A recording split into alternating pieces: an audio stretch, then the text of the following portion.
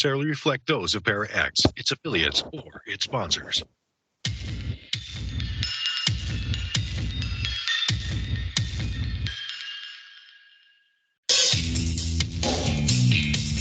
Supernatural, metaphysical, paranormal. You know, all those things you've been wondering about? Are you ready to go deeper into the realms of the unknown? I hope you've got your walking shoes on, because life is an adventure, and this is the journey. Come on, let's go.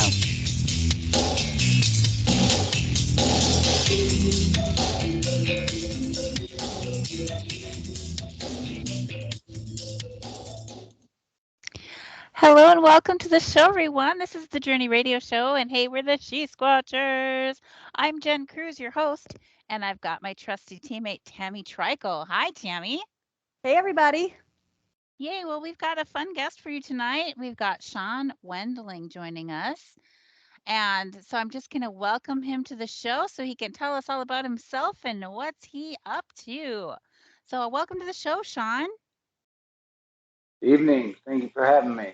Yeah, will you please tell us and the listeners where you live and like how you got interested in this whole Bigfoot cryptid adventure?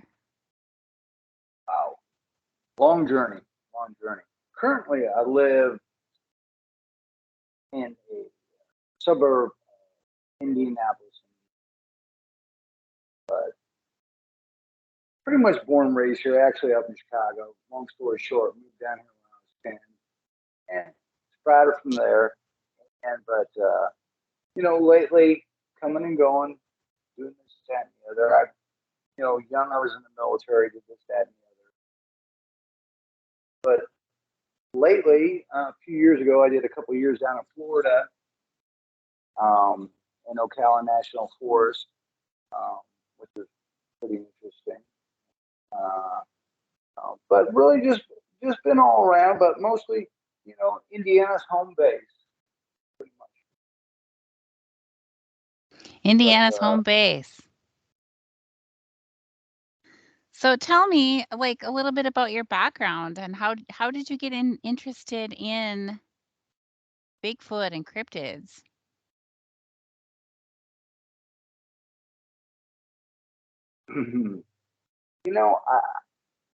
I had a experience actually when I was about 14 years old.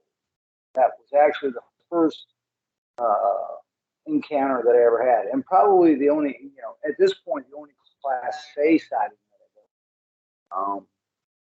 I've got it there. When I was young, when I was like 13 and 14, us boys used to go out, sneak out of our house at night. We used to travel, walking around the neighborhoods at night. 3 a.m. in the morning, I'd be coming home, trouncing through woods. Now,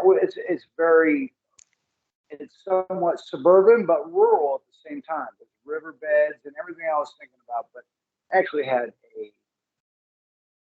an encounter where I came through the woods, through this neighborhood, to make a long story short, and we can get more into the details later, but lately, the reason why I got into this, my brother was in the Bigfoot. He's pretty much a hiker and a traveler, and on like Grand Teton, and he was interested in it. I never really ever told anybody about my encounter when I was 14. And how could I? First of all, when I was 14, I was sneaking out of my house, and I couldn't tell my parents. I couldn't tell anybody else, and everybody else would think I was crazy. But more than likely, I've had some situations here lately in the last about 10 years that pretty much confirmed it. As far as I'm concerned, other not Class A sightings, but obvious other issues and encounters that I've had.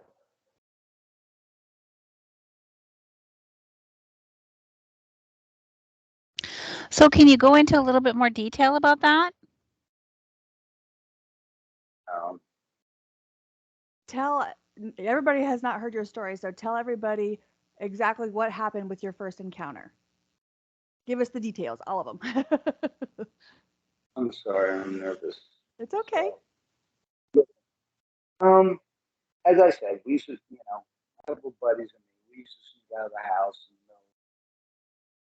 On the weekends, obviously, we were just little kids, 13, 14. And the girls would always have sleepovers on the weekend. Find out, oh, okay, well, so and so is going to have this. So I'll meet you here. Basically, with some friends within a few miles, we'd get together, a couple of us, and we'd go seek these people out. We'd hang out for a little while, nothing big, just having a good time as kids, and then we'd hike home. Well, this was on the tail end of this. And I was with two other guys, and we had dropped one other guy off. The last guy I separated from, and the last mile was mine to have on my own. So I'm like, okay, 3 in the morning. I knew my way through the neighborhood. I'd done this a million times. I knew all the cut throughs. I knew all the woods and everything else like that. Now, when I was coming through this one last neighborhood, I was probably no more than probably a quarter mile from my house. And when I came through this last neighborhood, there was 2 neighborhoods separated by a stand of trees. A stand of trees, though, that went all the way. It was kind of like a peninsula, all the way back to another forest.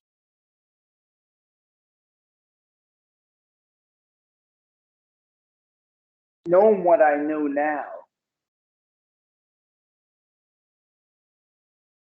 the formula, everything in the formula was there.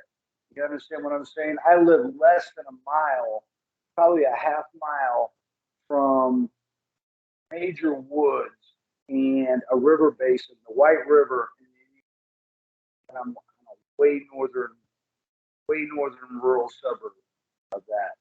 And I'm cutting through these different. Now, I'm used to people like on these trees, on these wood stands that go between these neighborhoods.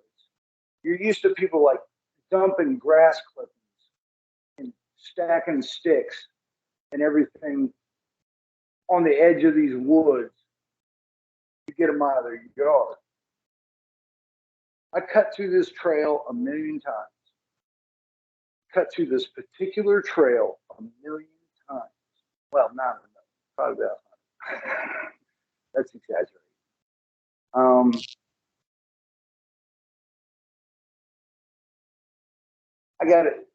I want to ease into this too, because there's something else I want to say, that every time I've had an encounter, I've felt an uneasiness about me. I just knew something was off.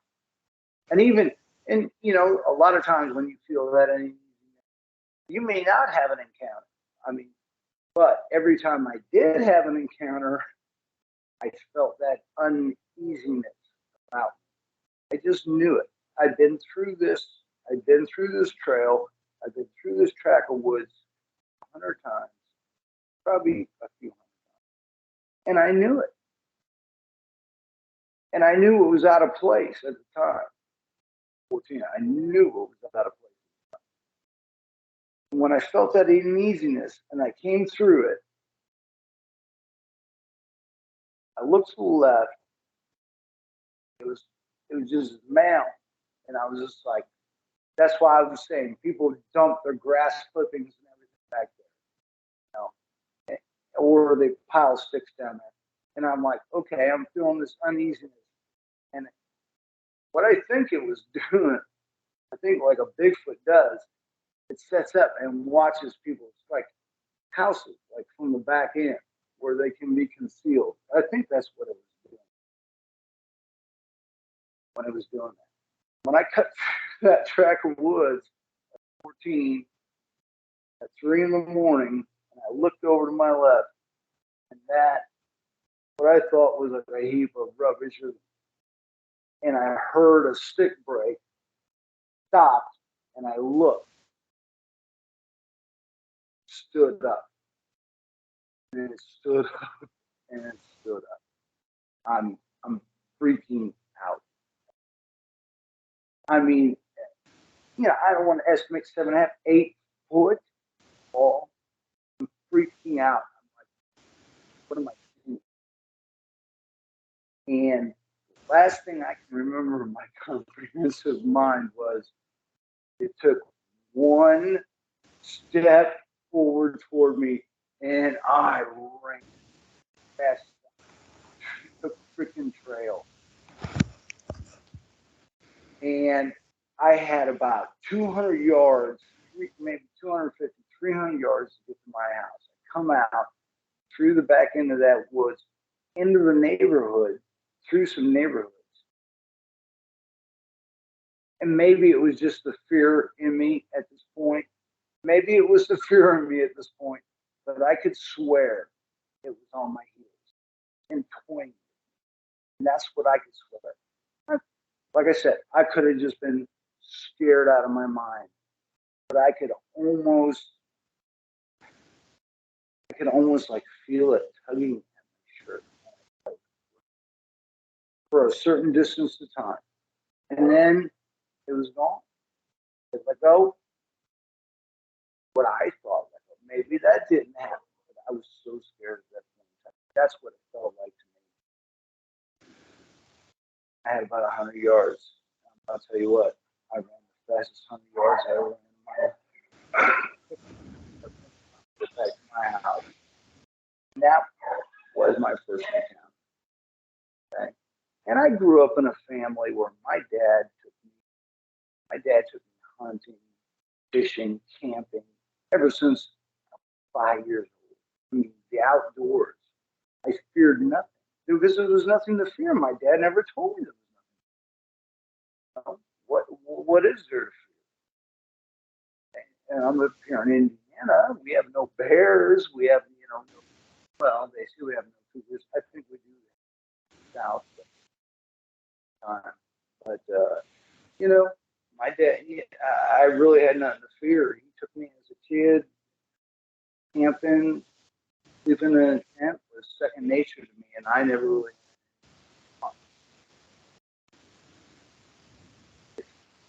But at that point in my time, in my life, that was like 1984. What was there out there on Bigfoot in 1984? I didn't know what it was. I used to have these horrific dreams about like a dog man biting my ear off. It was a reoccurring dream.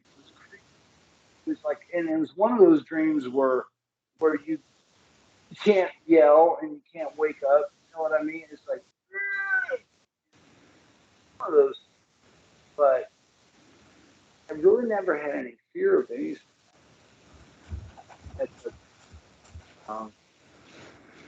And I just kind of buried it. Couldn't tell my parents. I was sneaking out at night.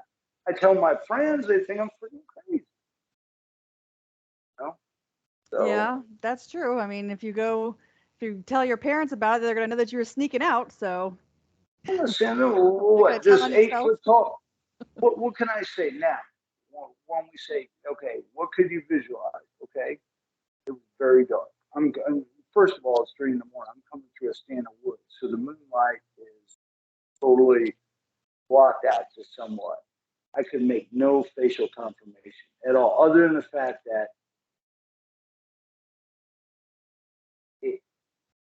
it was huge, and I guarantee you, it did look like the hair and everything all around it. It was massive. It was 7.5, like I said, at least 7.5 foot tall. And how could I compartmentalize that? I was just glad I felt like I don't know what was the neighbors. I didn't understand. Was the neighbors like, I'm a 14-year-old kid, where they give pistols guns to this guy? I couldn't understand any of it. I tell you the truth, I was just glad I got home that night. And I kind of buried it. I never had any issues until I started having. And all the hiking and all the fishing and everything that I've done in the last 20 years and the experiences that I've had with that and screams, ox, and my experience on the Appalachian Trail, where I had some pretty scary encounters.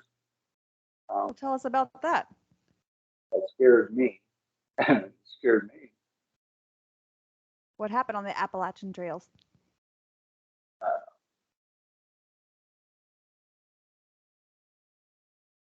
The first, I sent you guys a lot of photos, and if you could see like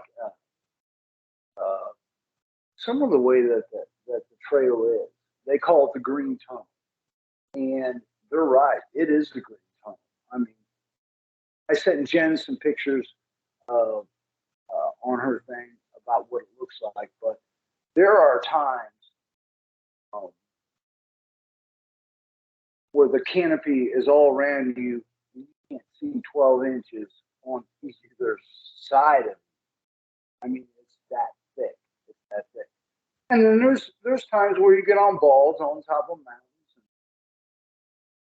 It's pretty cool. First experience I had on the Appalachian Trail, I was about 2 days into it. And what I thought was very unusual owl calls. I'm talking owl calls.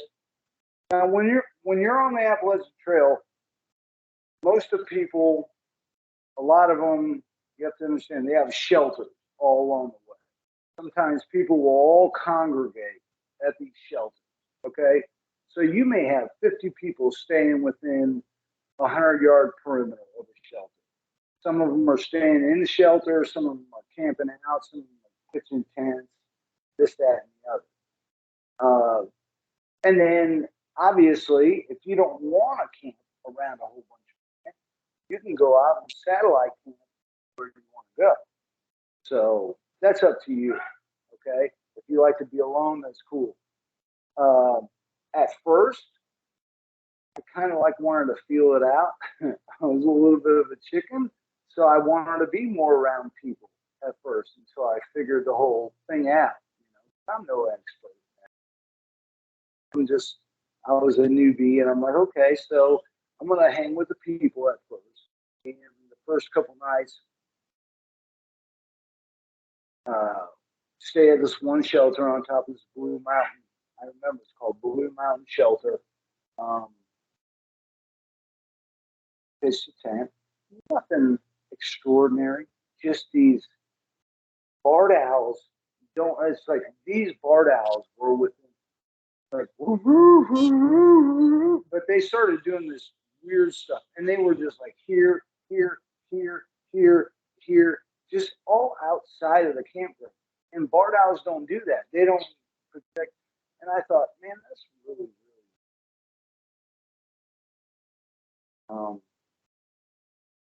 really. And that was my first thing. And then also I heard, actually that particular night, last night, somebody said they saw a Bigfoot, which I thought was pretty cool.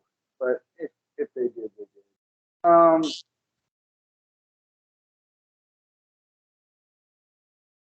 But another thing that got me going before I even got on the trail, I did a Airbnb place down in Brown County, Indiana, which is basically Brown County has the most Bigfoot sightings of any place in Indiana.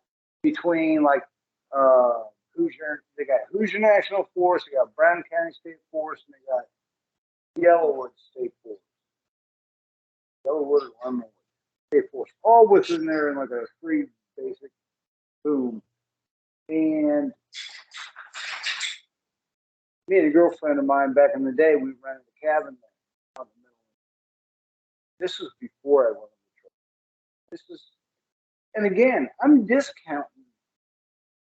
Guys, I'm new to this. I'm very new to this Bigfoot thing. So I'm discounting all this stuff. I mean, when I heard these screams, I'm going to tell you everything really quick, okay? So, you know, people with wood knocks and stuff, when you're busting up firewood, you know, I'm knocking these like deadfall trees against trees and busting up firewood. That's exactly what happened down in Brown County.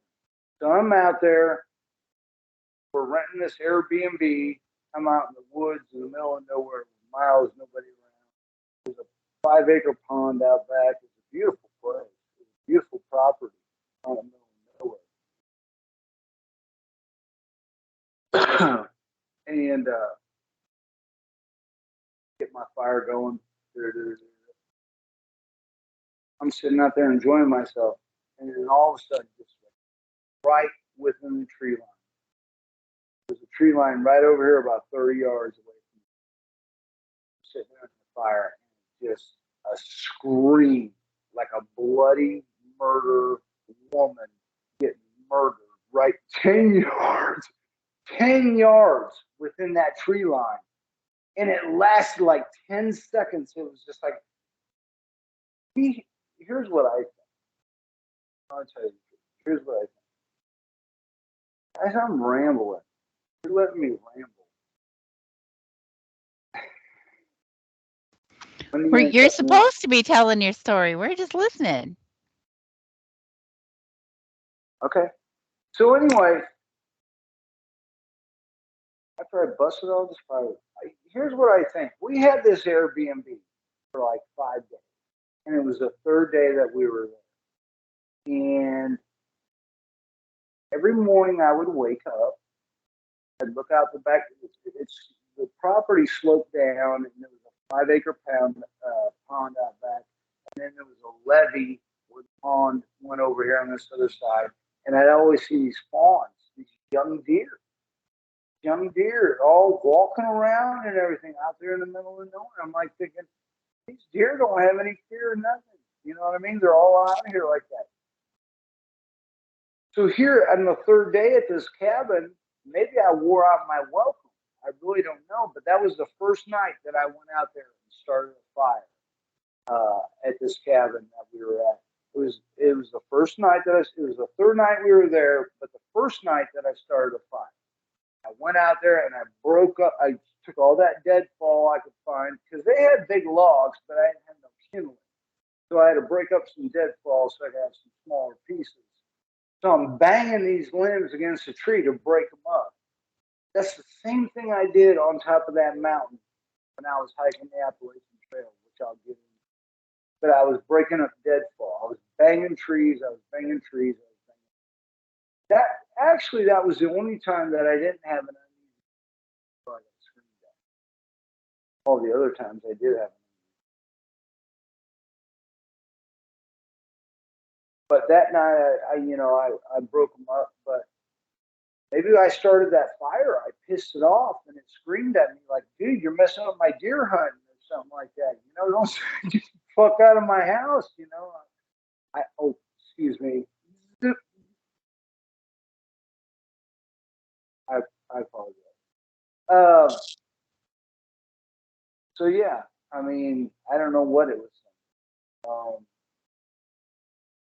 but the thing was, I was so scared when that happened. I never heard that scream that I got that night. I'm gonna liken it to we have a big cat park, like people have like these lions and things that they get rid of and stuff like that, and then this one sanctuary in Indiana takes them all in, so they have like tigers, lions, every probably big cat you can find, and then you go through there. But if you've ever heard like a lion roar, or something like, or a tiger roar, it was just so guttural, and powerful. It shakes the ground that you're on. It's just it puts forth this amazing, like, and that's the only thing I can liken it to, with the scream that I heard that night. And the thing was, there's only so many things that could be in Indiana. We don't have bears. They say we don't have mountain lions. I've never seen a mountain lion. So something that roars, and screams, and it's just like a woman getting murdered. I ran back in the house. I was scared out of I just felt on it. As soon as that happened, I felt, because the tree line was 30 yards away from me. And it was right in that tree line. It was right in the freaking tree line. And all I knew was whatever that was, it's freaking me out. And I ran back in the cabin. The girlfriend I was with at the time, she was cooking some dinner. So we went ahead, we was almost done. We ate. Fire was still going back out there. Okay.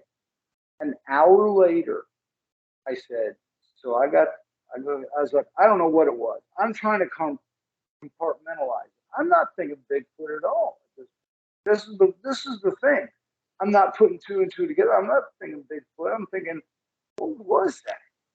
It sounded like a woman being murdered in there.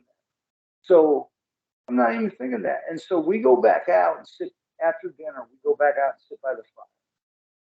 And we're sitting there for about 5 minutes. And it does it again. It ripped one off. That was even worse than the first time. It was so horrible and so gut wrenching. Like I said, it sounded like a woman being. I was like, see what I told her, I said, see what I mean? I mean, what is that? She's like, I don't know. I'm like, let's get a freaking cabin right now. Now. I never heard anything like it. It was so powerful and just cut right through you. And so at that point, I didn't even think about it. But I started doing some research and stuff just about the time I was going on the trail. But pretty much after I had my instances on the trail, I really got into it about a year and a half ago. Okay? Because of all the different situations that I was put in. And the last one was being basically stalked by a Bigfoot at camp and being growled at. I tried to turn Turbo loose after he wanted nothing to do with it. He didn't want nothing to do with it. Turbo is your dog? Yeah. He did 428 miles on the Appalachian Trail. That's what we did in about 2.5 months. And I'm going to tell you what, when you're hiking the Appalachian Trail, people always have it's hard to really admire the nature while you're doing it. Because people have these delusions of grandeur, and some of them do it. They finish the whole thing, like in what it should be done. But that takes a heck of a lot of dedication. And you have to be so focused on hike. You can't see anything around you. You understand what I'm saying? I mean, it's like you're going to miss everything because you're just so focused on, I got to put 25 miles in a day. I got to put 30 miles in a day. That wasn't for me. And I was going to attempt a through hike, but I soon found out that I would rather take my time and do it in sections. And that way I can just see everything as I go and really enjoy it and not be in a big ass hurry. You know what I mean? To do this thing, because you only really have a set amount of time. These people try to do that through hike, and it really takes a special person.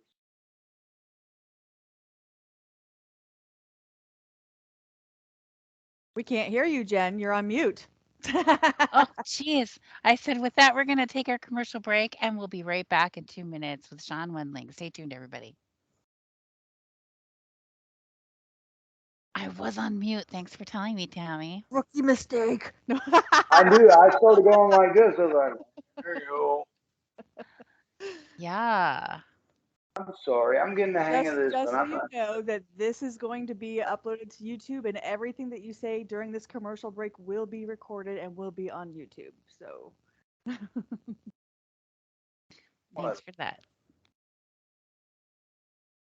Well, that's awesome. Yeah, Turbo. Want me in Turbo? the chat room after we get back from break also. Yeah, there was a question there. Turbo. See Turbo? There he is. Hi, Turbo. Hi, puppy. Hey, buddy. All right. Okay, fix your camera. Good. That's good. I'm sorry. I'm a rambler. I get good at this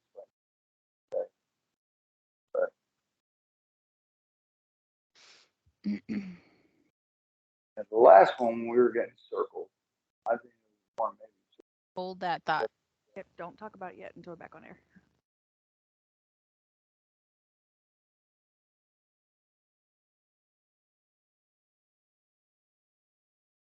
Should be soon.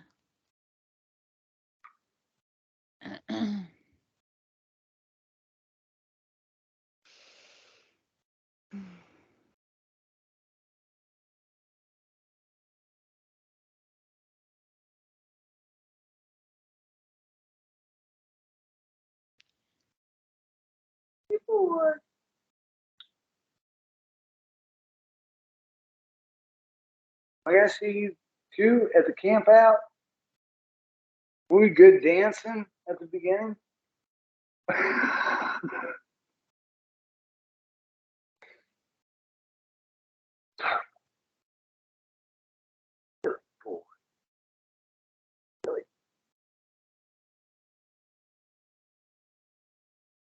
Welcome back to the show, everyone. Hey, this is the Journey Radio Show, and we're the She-Squatchers.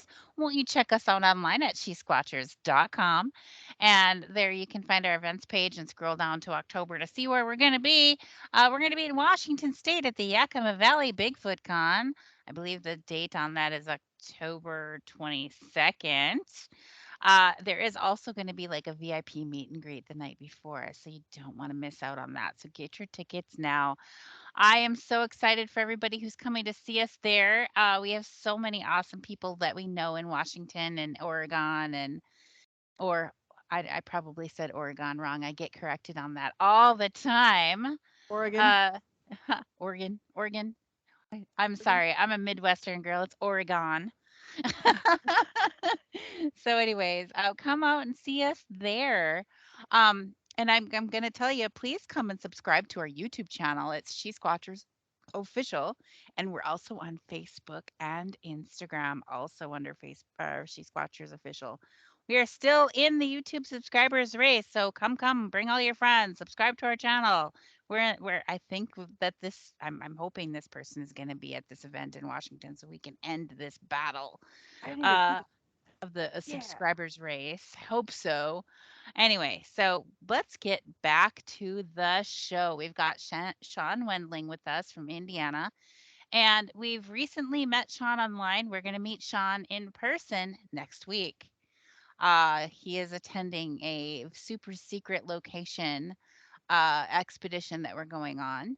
Um, and he knew one of the people who was organizing it. So he is coming along, and we're going to do some squatching for almost a week with him. And we're really excited. So this is our opportunity to get to know Shawn a little bit and what he's experienced, uh, and get to know him a little bit before we meet him in person next week when we're out on expedition. So that's me telling all of you we're not going to have a live show next week because we will be somewhere off in the woods having our own experiences. Right? Absolutely. Oh, So Turbo. we have a question in the chat room. Sherry wants to know what section of the trail were you on, Shawn? I hiked from all the way from Springer Mountain, which is the southern terminus of the trail, down in Georgia, and I hiked all the way up just short of Damascus, Virginia. Um, my knee got injured, and I pulled off. I was gonna pull off for a week or two, and when I found out that that wasn't an option, once I got home and I had my doctor look at me, ligament damage, I couldn't continue. But I was boots. I was at Boots Off Hostel when I got picked up and took home. Which was just shy of Damascus. Yeah, which would they? That's where they have trail days every year out there. It's like the big trail people party where everybody gets to Damascus. Unfortunately, I didn't see it that year, but maybe I'll start out next time. It's a fun community. I'm going to tell you what, if you're into hiking, even if you can't do the whole thing, and like I said, a lot of these people that do the trail, that want to do it within the fiscal year, that have to do it, you really have to do it within about 6 months. You really don't have that much time unless you really start out early, because in Maine they close that mountain down. Which is the end of it at sometime in October. So you can't even crest it. So you're done by then. By October, your window's done. It's closed. Those people are very committed, and they're good hikers. And I'm going to tell you what, it's the hardest hike I've ever done. It's amazing. It's incredible. The sights are incredible. The people are incredible. The lifestyle is incredible. Here. The lifestyle, like what is the day in a hiker? Like what does that look like?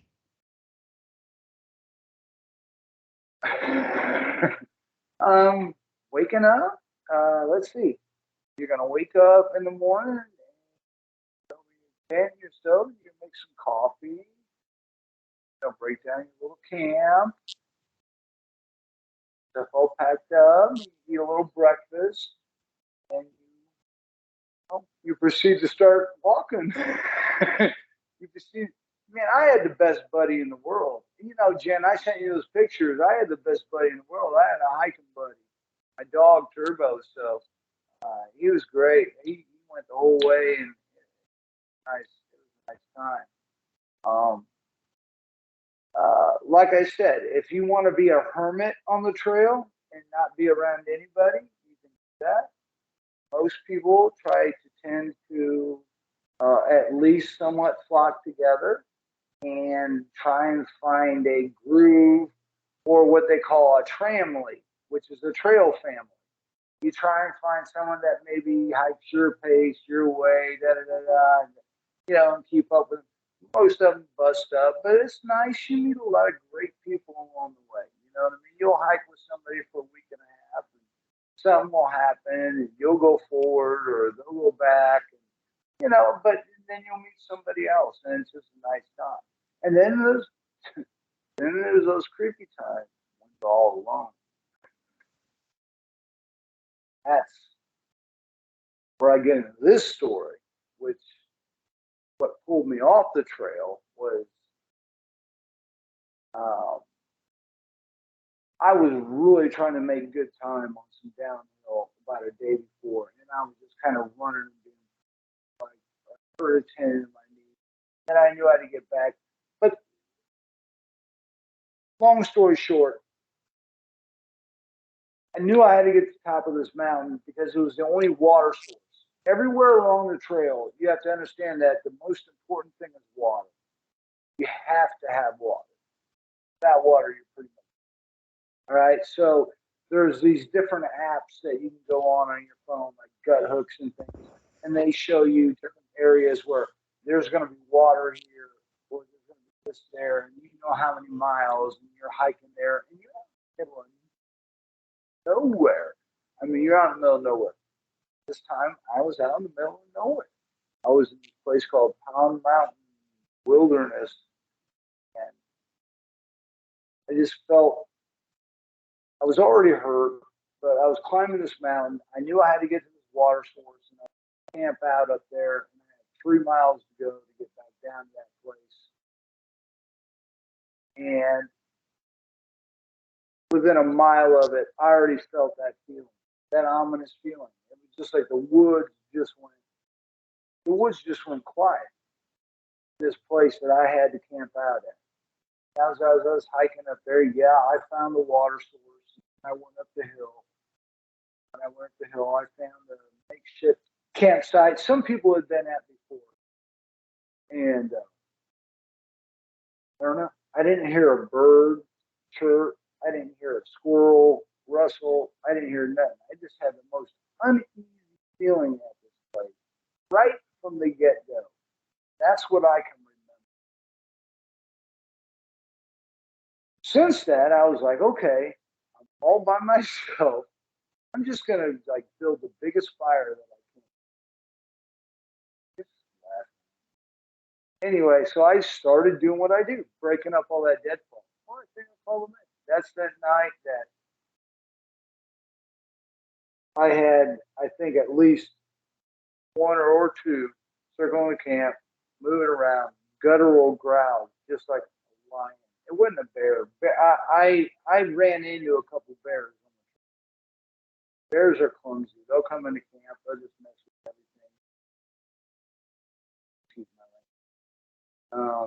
They don't care. I just felt this ominous feeling. I heard the footsteps, and I tried to Turbo started growling in the tent. I tried to turn him loose. He wouldn't get out of the tent. And after that, I was just like, hey, get out of here.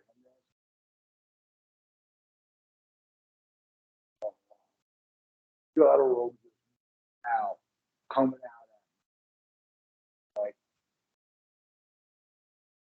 I was like, listen, I didn't know. At that point in time, you're so scared. And I don't even want to put my head out of the tent. I'm so scared. And I knew it wasn't a bear. And and I'm pretty much sure I knew what it was at that point in time. And it's just something that you don't want to see. I didn't want to see it. I really didn't. Even if it was there, I didn't want to see it. And I just hit my tent clothes and I was like, I laid back down. I was like, get out of here. I said, I'll be out of here in the morning. Darn. I said, please, be out of here in the morning. Real. I mean, I'm freaking out. This is real. I said it out loud. I'll be out of here in the morning, please. And I laid down and I prayed. I mean, I prayed. That scared. It was that close. It was that guttural. It was right there. And like I said, I did not want to see it. And I just prayed. I said, well, God, I said, either I'm going to wake up in the morning or I'm not going to wake up in the morning. Once I came to terms with that and I said, I'll be out here in the morning, it was like 5 minutes later, it was like, it was like everything like clear. You know what I mean? It was weird. And I was able to go to, even after all that, I was able to go to sleep. And I'm like, wow, that's great. So this is what, and so then now, then we look back at everything, like, especially since I've been an outdoorsman and a fisherman, times I've thought rocks were being thrown at me in the lake. But I thought, no, it had to be a beaver. Or no, it had to be a fish. Or all these little things that you see take place. Now you start putting them in order. You understand? I mean, these are the major ones I'm telling you guys about. But there's probably 50 of them that are just little subtle things that you just can't, and maybe some of them are. No, maybe some of them aren't. But I'm in search of the truth. I want the truth. That's what I want. Search for the truth. I want the truth. One way. Well, and speaking of truth, some people think that Bigfoot is flesh and blood or a multidimensional or an alien. What is your view? What do you think that Bigfoot is? I don't know enough. I'm going to be in the flesh and blood spectrum. I think they're special. I think there's something about them you don't know. I put them flesh and blood, but there's something. I've seen orbs. I Tell us can't about clue them that. both. I can't clue them both together. But I've seen. I've been just been in the woods and go, what is that? And then and then maybe you're not even, I'm like, well, on a 4-wheel drive, we're out there in the damn woods, tearing up a 4-wheel drive. These good old country boys, we don't see no shit out there in the woods. We don't think there's anything out there in the woods. We see a light in the woods. We're like, oh, wow, dude, give me another Budweiser. There's a light in the woods. Tell us about the light in I the don't woods. know. What color? I've seen a few here and there. I've seen blue. I've seen like an opaque, like a white orb, blue and white orbs. And this is where I used to go fishing. This is down in Green Sullivan State Forest. Turbo quit it. And then, oh man, I grew up my whole life down there. We go fishing, turkey hunting, deer hunting, fishing down there. It's the greatest. There's like 1 million strip pits. The coal mining company gave it to the state of Indiana back in like the 1930s. They had already strip mined it all, and they let a big forest grow up in there, and they donated all this property. And it's like overgrown with pines. Anyway, they're there. I know they're there now. I've had rocks turkey hunting and fishing. These pieces you just got to put together. Once you know, and but people, they just push it away. They're not wanting to open their eyes and see the bigger picture, and then do a little bit of research. But yeah, there's no doubt in my mind. Times camping. I've been camping so many nights of camping, I can't even tell you, in a tent. Let's just say a nylon tent. I know the difference, like raccoons and stuff, they come messing around the tent at night. They might push on the side, here and here, down at the bottom, here and there. One might get up. What the hell pushes on your tent? What the hell pushes on your tent from the top? That's what I want. In the state of Indiana, what pushes on your tent from the top? Unless some guys, I don't know, when you're not with anybody. I've had that happen before. I was so scared I didn't even want to know.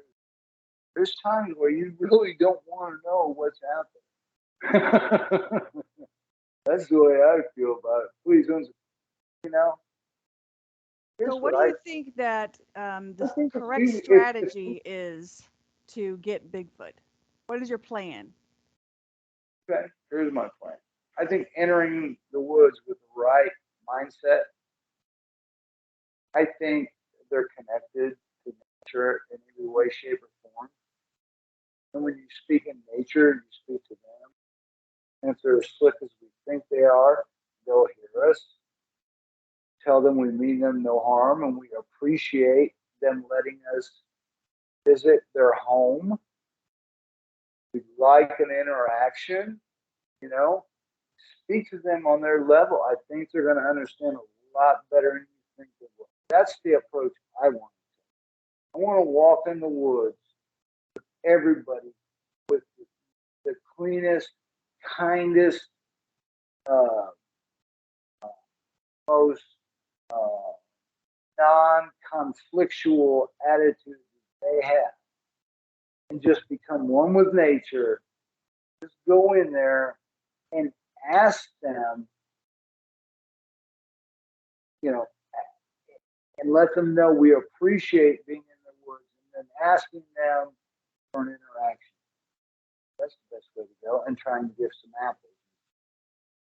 I think that would be the best way I would try. And I've had good, when I think those good thoughts like that, it seems like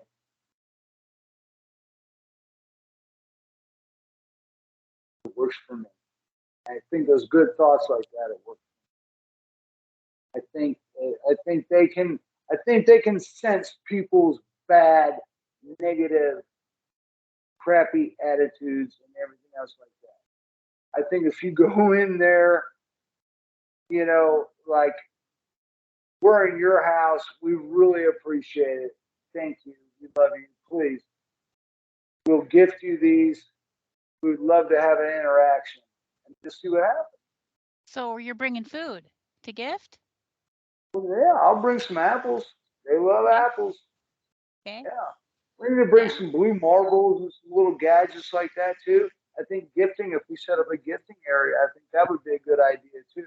Like far from our site, but a gifting area.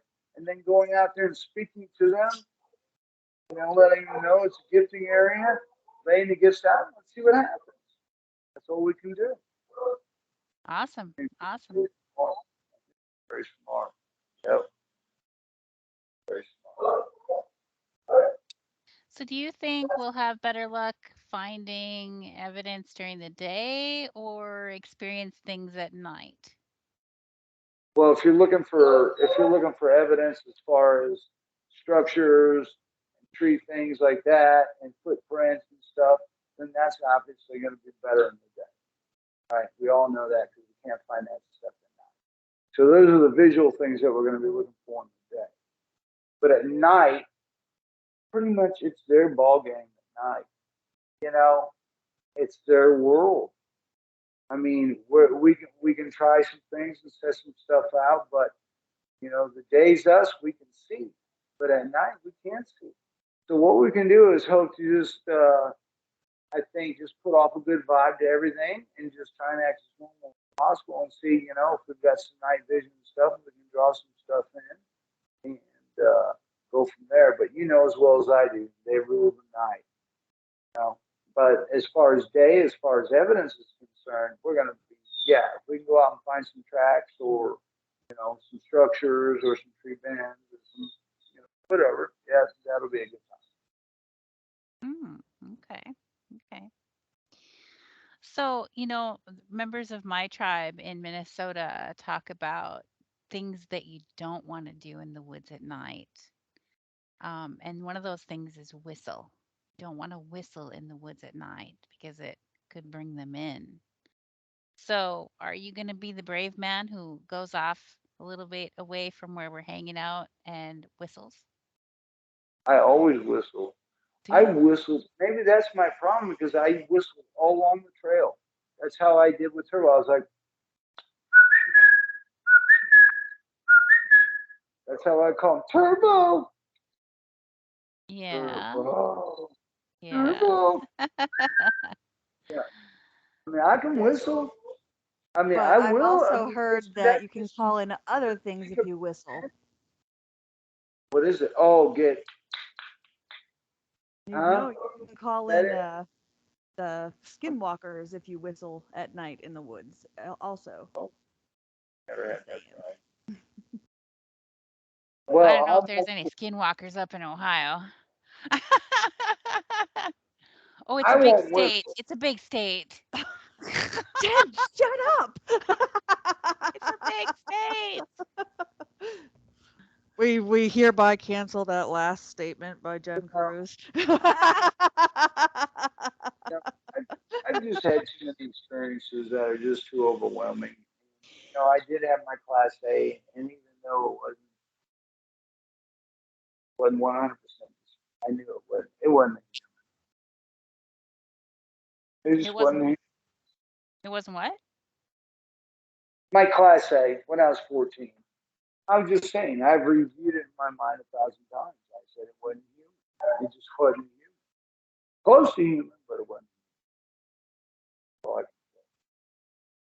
all I can say about that. It was just too dark to make, like, to get all that facial recognition. But basically, had the outline. It was there. The silhouette was there. I knew. I didn't know, but I know now what I was looking. What I was looking. But anyway, yeah, I've had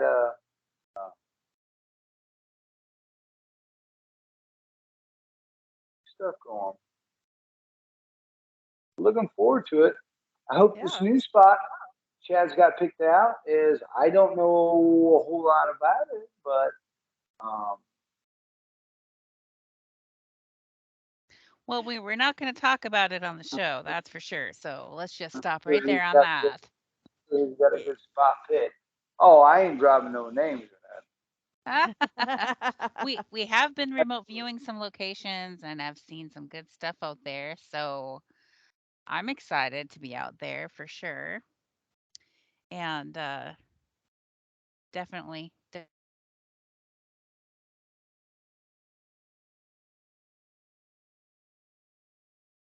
already packing up uh, equipment, and tonight and tomorrow is going to be packing clothes. So I actually leave Friday because I'm going to the Minnesota Bigfoot conference first, and then I'm leaving from there. So Schedule.